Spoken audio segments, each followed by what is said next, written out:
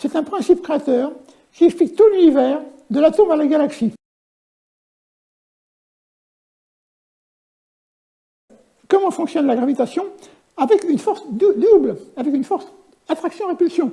C'est énorme, c'est énorme. Alors qu'on va maintenant transformer cette double polarité, ou cette double fonction, en une seule. Il suffit simplement ceci, vous allez voir. Je vais tourner un aimant ici, avec un moteur. Alors, je suis horloger, ne vous inquiétez pas. Hein. Alors, je fais tourner un moteur. Je donne une petite énergie. Ouais, il en sort. Il n'y a pas d'électricité là-dedans, il n'y a pas d'autre magnétisme que les éléments qui tournent. Hein. Alors, j'ai un élément ici qui tourne. Ici, vous voyez, celui-ci, il s'avance, attirer, repousser, attirer, repousser. Ici, pas d'attraction. Et maintenant, voilà. Hop. Et l'attraction, c'est devenu gravitation. L'attraction magnétique est devenue gravitation, c'est-à-dire uniquement attraction sans répulsion. Eh bien, nous avons ici deux phénomènes. Nous avons d'une part l'attraction et d'autre part la dégravitation.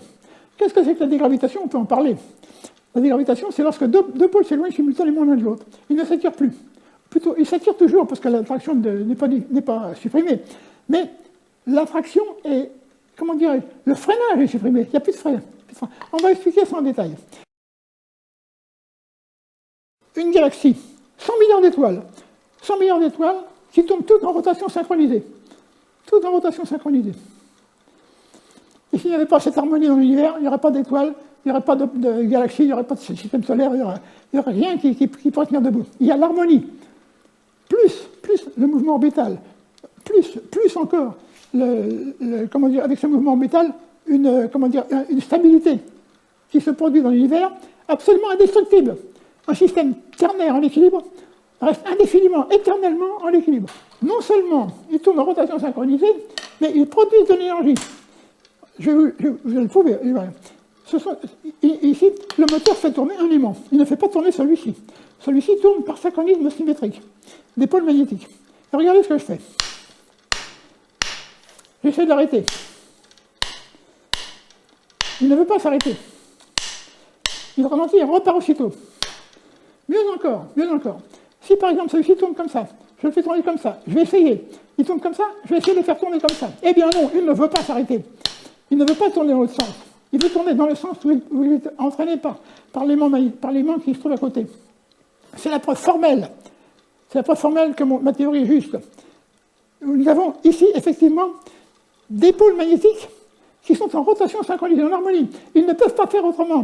Si je fais ça, l'autre fait ça, si je fais ça, l'autre fait ça. Et c'est là qui va créer l'univers. C'est avec ce système qu'on va produire tout l'univers depuis l'atome jusqu'à la galaxie, même bien avant l'atome. Alors regardez ce que je fais. Maintenant, je vais faire une chose. Il tourne dans ce sens. La preuve que j'ai raison, en plus, c'est que ceci se produit également. Je fais tourner dans l'autre sens, comme ceci.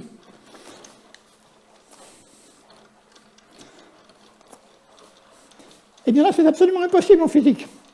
Déjà tout à l'heure, c'était impossible, mais encore, ça semble bien plus impossible.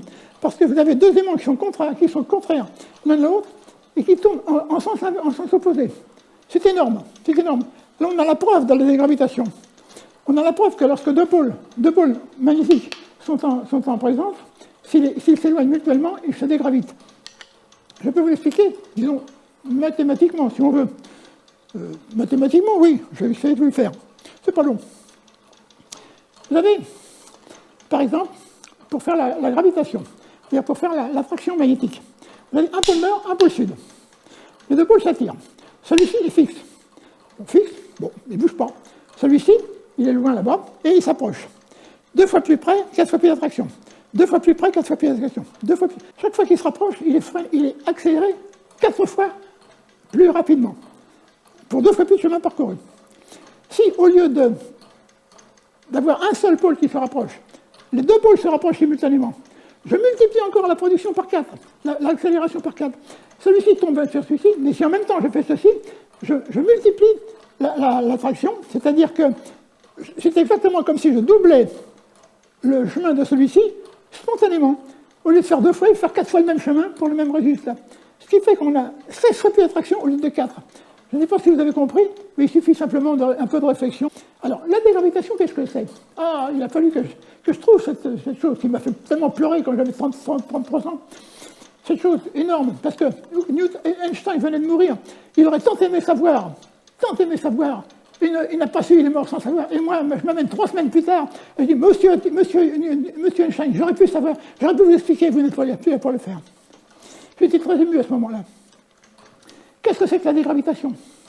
J'ai un pôle fixe, un pôle qui s'éloigne. 2 fois plus de chemin, 4 fois moins de vitesse. 2 fois plus de chemin, encore 4 fois moins de vitesse. 2 fois plus de chemin, encore 4 fois moins de vitesse. Tant que celui-ci est là, celui-ci sera freiné, pour éviter qu'il y ait freinage. Il suffit simplement que pendant que celui-ci est ralenti de 4 fois sa vitesse, il suffit que celui-ci soit 4 fois moins fort. Or, pour 4 fois moins fort, il suffit qu'il fasse exactement le même chemin. Et à ce moment-là, nous avons, selon la loi de Coulomb, 4 fois moins d'attraction ici, et 4 fois moins d'attraction, 16 fois moins d'attraction. Oh, 16 fois moins d'attraction. C'est la libération, c'est-à-dire c'est la suppression du freinage. Alors, nous avons 2 pôles qui se rapprochent en s'accélérant, 2 pôles qui s'éloignent en se dégravitant. Oh, 2 pôles qui se rapprochent en s'accélérant. Alors, pas de freinage, plus d'accélération, pas de freinage, accélération, pas de freinage, accélération, pas de freinage, accélération, pas de freinage, accélération. Oh, vous vous rendez compte? Alors, jusqu'où ça va aller? Eh bien, la nature, je trouve que c'est une merveilleuse mécanique. Vraiment, c'est digne d'être un dieu, parce que cette mécanique, qui ne devrait pas être, va créer l'univers, avec les hommes, avec les êtres, avec les animaux, avec les plantes, avec les fruits que l'on mange, avec le pain que l'on mange, avec l'air qu'on respire. Et s'il n'y avait pas ça, s'il n'y avait pas cette dualité magnétique, il n'y aurait rien.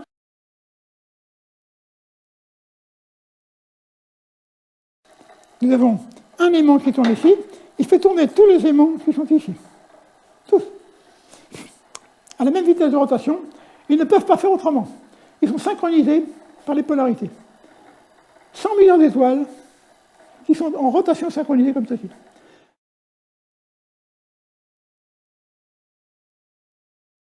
Ce petit tracteur, qui est un prototype pour les prochaines voitures, enfin, d'ici 5 ou 10 ans ou 15 ans, j'en sais rien, les voitures vont recharger les batteries pendant qu'on va rouler. C'est intéressant, ça, sans passer à la pompe. Seulement, je ne peux pas encore en parler parce que ça suivrait. Ici, j'ai un système avec un moteur qui est ici, et 5 alternateurs ici, 5 alternateurs ici. Là, je suis à peu près à 120 volts, au lieu de 220. C'est quand même intéressant de voir que même à grande vitesse, les aimants sont entraînés mutuellement les uns par les autres. Alors, celui-ci, il entraîne celui-ci, mais en même temps celui-ci, il aide celui-ci à tourner, parce qu'ils s'entraînent mutuellement. Exactement comme un engrenage. Vous avez un engrenage magnétique ici. Celui-ci tourne, il aide celui-ci, mais celui-ci tourne également, ils s'entraînent mutuellement. Ça, c'est formidable. Avec 700 watts, on produit 3500 watts, c'est pas mal déjà. Hein, mais pas encore suffisamment, parce qu'il faudrait qu'il tourne encore plus vite. Pendant que ça tourne, les alternateurs sont en train de charger les batteries. Et là, j'en ai que 5 alternateurs. Je peux en mettre 10, et même je pourrais même en mettre 15, et ça tournerait quand même. Et je vais vous donner tout à l'heure une petite notion de l'économie qu'on peut obtenir. Alors, passons à la phase, disons, pas finale, parce que ce n'est qu'un commencement. C'est pas final, c'est simplement un système qui va donner une première notion de production d'électricité pour l'avenir. C'est-à-dire qu'avec un seul moteur, je fais tourner 4 gros alternateurs. Avec un moteur de 2200 watts, je fais tourner 4 alternateurs de 2200 watts.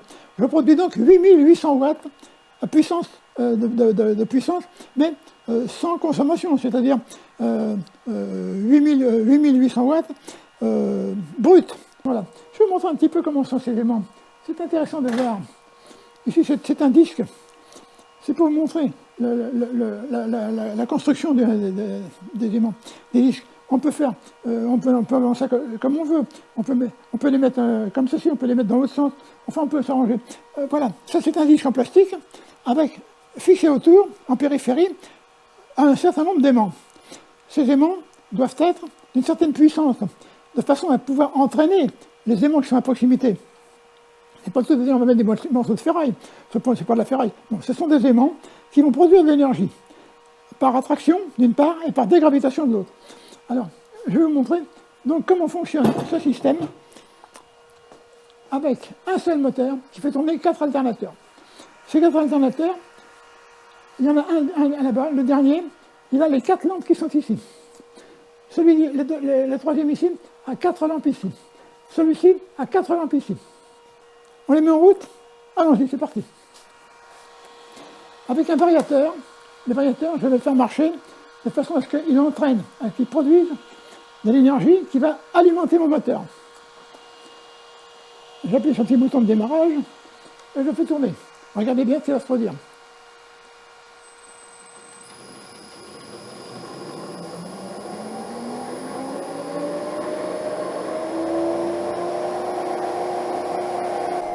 Les 4 alternateurs, les 4 lampes de 500 watts qui sont là-bas, de 2000 watts, ne sont pas alimentés en 2000 watts, mais à peu près en 1500 watts.